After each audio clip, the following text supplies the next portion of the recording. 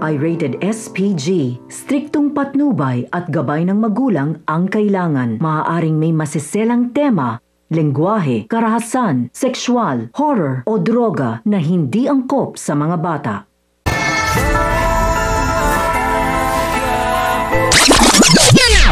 Matapos malaman ni Rigor ang tungkol sa drogang hawak ni Tanggol ay isang malaking palaisipan sa atin kung ano ang kanyang magiging susunod na hakbang upang maihatid ito sa kinauukulan ng maayos at ligtas.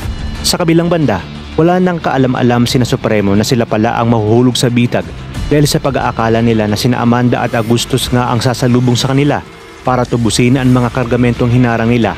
Ngunit hahayaan kaya ni Amanda na muling maibalik sa bilibid si Supremo? Kung kaya't gagawan nga ito ng paraan ni Amanda nang hindi nalalaman ni Agustus dahil alam nga nating hindi pa rin nawawala ang pagmamahal ni Amanda kay Supremo at nagiging sunod-sunuran lang siya kay Agustus dahil naiipit lang siya sa sitwasyon.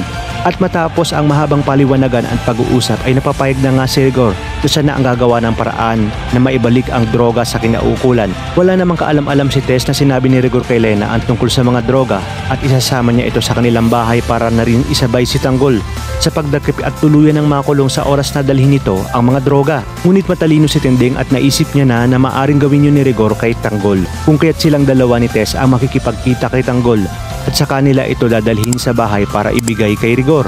Ngunit sa isang pambihirang pagkakataon ay muli na namang makakasalubong ni Tinding at Tess si Ramon. Matapos sabihin ni Ramon na babalik sila sa lugar na pinagpunlaan niya para hanapin ang kanyang anak na siya nga ring may dala ng briefcase. Kung kaya't dito makukumpirma ni Tess na parang hindi na talaga siya namamalikmata at si Ramon nga ang kanyang nakita. At dahil sa bilis maglakad ni Ramon at ng kanyang mga tauhan na hindi niya na ito mahabol, inaadya na kaya ng pagkakataon na hindi mahabol ni Tess si Ramon lalo pat bitbit nila ni Tinding ang briefcase nito. Nang nakauwi na nga sina Tess at Tinding dala ang briefcase ay laking gulat nila dahil naroroon si Lena. Magugulat din si Rigor dahil hindi nila kasama si Tanggol. Sinabi ni Tinding na alam niyang may balak si Rigor na hulihin si Tanggol kung kaya't sila na lamang ni Tess ang nakipagkita para iabot ang briefcase.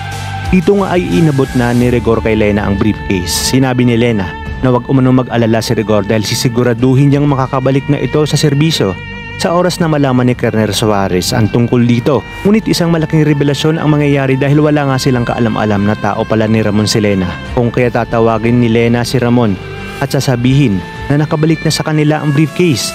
Kaya naman dito malalaman ni Ramon na posibleng konektado si Rigor sa kanyang anak na si Tanggol. Kaya naman mga kapamilya, kapit lang dahil marami pa tayong dapat abangan. Dito lang sa panibagong tinututukan ng sambayanan, ang FPJ's Batang Quiapo.